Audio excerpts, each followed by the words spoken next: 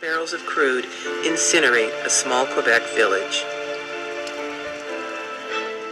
The trail began in North Dakota's Bakken Shale Formation.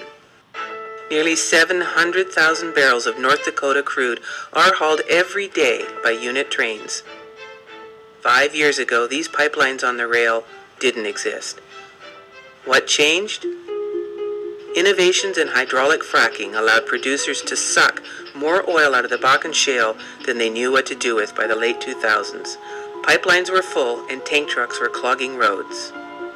There's a bottleneck right here because we can't get enough of the oil to our refineries fast enough. The solution to the Bakken bottleneck was supposed to be an expansion to the Keystone Pipeline. We are confronting an inadequacy of pipeline capacity. But it never arrived as planned in 2009 because of protests and political opposition. Oil shippers and producers turned to the railways for a quick fix that would prove more deadly than pipelines. A Globe and Mail investigation reveals regulators did not write any new rules to address the largest shipments of hazardous materials in railway history.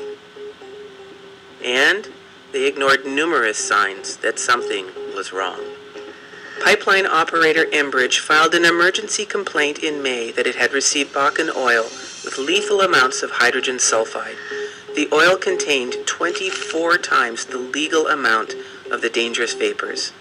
Exposed to heat, hydrogen sulfides can convert into flammable and explosive gases.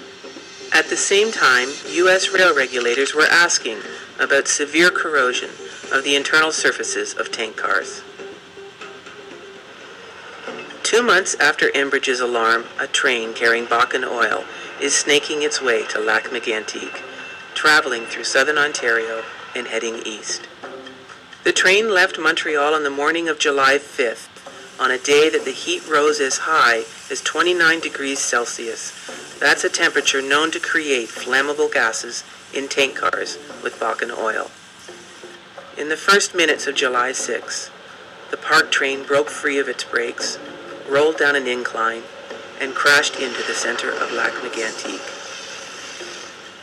At the time, experts said Lac-Mégantic was a once-in-a-lifetime catastrophe, a tragic confluence of railway errors, a hill, and a cramped downtown had caused the oil to explode on impact.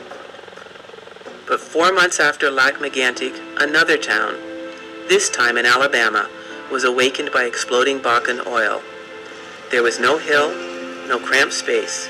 A handful of tank cars veered off the tracks and into a swamp, exploding into a fiery cloud that raged for 2 days. Aliceville, Alabama was lucky. No one was hurt. In Lac-Mégantic, 47 residents died instantly. It is the worst rail disaster in Canadian history.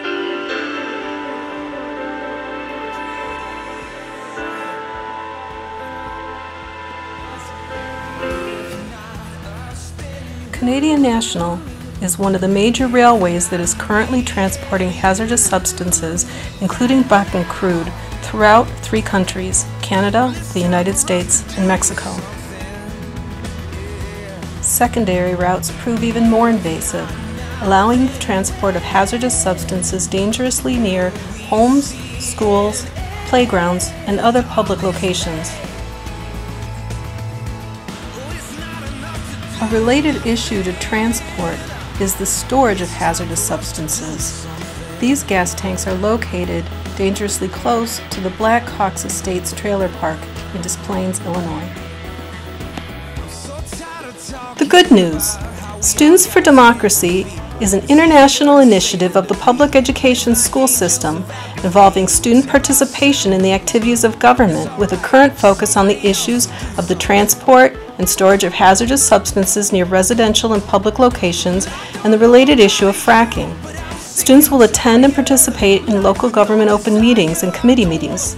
They'll submit and review FOIA requests to identify government's participation in crude oil, transport, storage, legislation, and etc. Students will review the status of current Senate and House bills related to these issues. They'll contact legislators and petition, and participate in the assessment of water, air, and soil quality. They'll raise funds, keep blogs, write co-op pieces, and make morning announcements throughout the school year to disseminate information to peers in the community. And they'll coordinate their efforts with the Citizens Advocacy Center and Sierra Club. Students for Democracy will be doing something.